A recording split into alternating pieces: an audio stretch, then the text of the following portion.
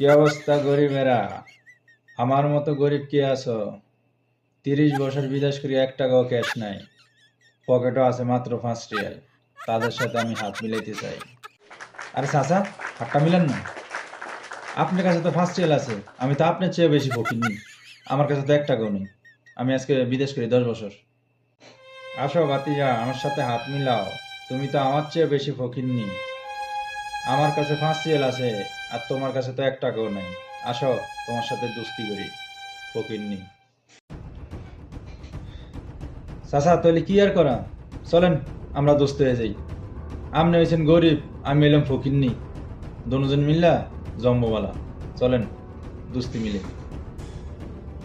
দেখছো, তোমরা যারা বিদেশ আসার লাই লাফালাফি করতে আছো, আমি ফকিন্নি। 20 বছর বিদেশ করিয়া মাত্র পকেটে আছে 5 টাকা। আর আমার চেয়ে আর এক ফকিন্নি 10 বছর বিদেশ করে 1 টাকাও নেয়। এই হলো বিদেশিদের অবস্থা। আসলে তোমরা তো ভাবো আমরা ফকিন্নিরা লাখ লাখ টাকা কামাই। আসলে সব বুয়া, বুঝছো? সব বুয়া বুয়া।